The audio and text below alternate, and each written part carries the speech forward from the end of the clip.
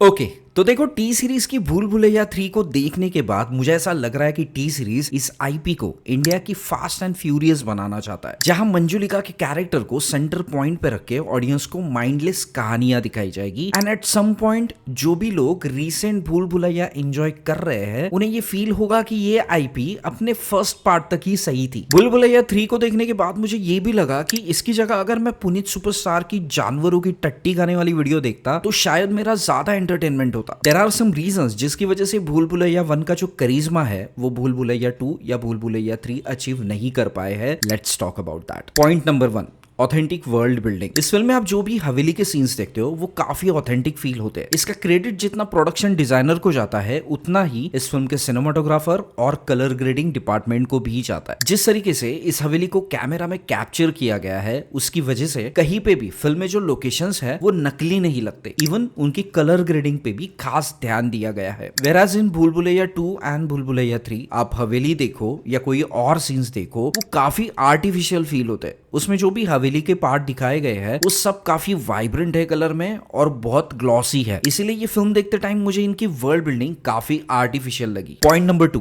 Strong character writing. सबसे पहली बात, इस फिल्म की जो हवेली है उसे फिल्म में एक कैरेक्टर की तरह एस्टैब्लिश किया गया है और इसी की वजह से वो इस फिल्म के इंटीग्रल पार्ट की तरह फील होती है। अक्षय कुमार के कैरेक्टर की एंट्री फिल्म में ऑलमोस्ट 1 घंटे के बाद होती है, लेकिन उस कैरेक्टर के आने के पहले भी ये फिल्म बाकी कैरेक्टर्स की वजह से उतनी ही एंगेजिंग रहती है जितनी ये अपने सेकेंड हाफ में होती है। 17 साल हुए इस फिल्म को रिलीज होकर, लेकिन आज भी इसके लीड कैरेक्टर के अलावा जो भी साइड कैरेक्टर्स है वो सब हमारे जहन में है। इसका रीजन ये है कि यहाँ हर एक कैरेक्टर की अच्छी राइटिंग को इक्वल इंपॉर्टेंस दिए गए थे। वेरस भूल भुलैया 2 एंड 3 में एक भी ऐसा साइड कैरेक्टर नहीं है जो आगे जाके कई सालों तक आपके ध्यान में रहेगा। उल्टा यहाँ एक टिपिकल मोटे लड़के का कैरेक्टर है जिसका मजाक hero through out the film उड़ाता है लोगों को हंसाने के लिए। Point number 3, perfect horror and genuine humour. भूल भुलैया का जो कोर इमोशन है वो है साइकोलॉजिकल हॉरर। इस फिल्म में जब भी कभी हॉरर सीन्स आते हैं आप वहां ना के बराबर ह्यूमर देखोगे। उसी के कारण इस फिल्म का जो हॉरर एलिमेंट है वो अच्छा काम कर जाता है, लेकिन उसी के साथ साथ इसका जो सिचुएशनल ह्यूमर है वो भी सही से लैंड कर जाता है। इस फिल्म में जो भी कॉमेडी हो रही है वो प्योरली कैरेक्टर के सिचुएशंस पे डिपेंड है और कुछ बची कुची कॉमेडी है वो उनके इंटरेक्शन से आ जाती है। यहाँ एक भी सीन ऐसा नहीं है जहाँ कोई कैरेक्टर अननेसेसरी राइम कर रहा है या फिर कोई फोर्सफुल जोक मार रहा है ह्यूमरस साउंड करने के लिए। वेराज भूल भुलैया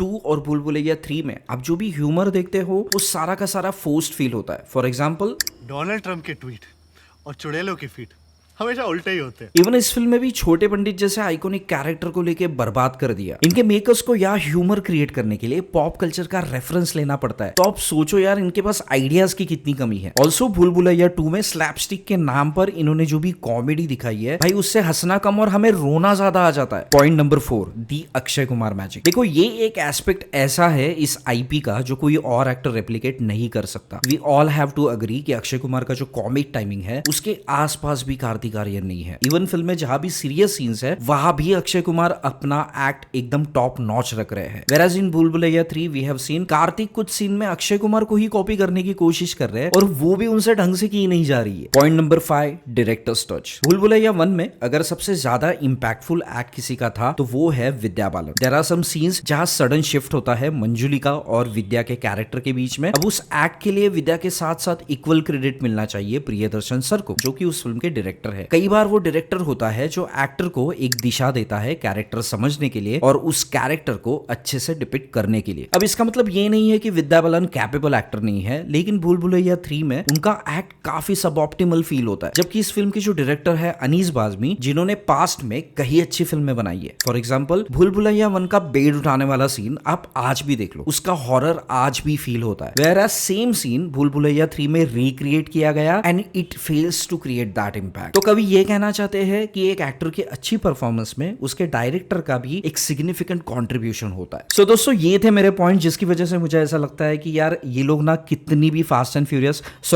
कितनी भी भूल भुलैया फिल्में बनाए लेकिन भूल भुलैया 1 के साथ वो कभी कंपीट नहीं कर पाएगी। अगर आपको ऐसा लग रहा है कि मुझसे कोई पॉइंट मिस हुआ है तो कमेंट करके बताइए। अगर आप मेरे किसी पॉइंट से भी डिसएग्री हो ना तो वो भी कमेंट करके बता दीजिए। हम मिलते हैं अगले वीडियो में।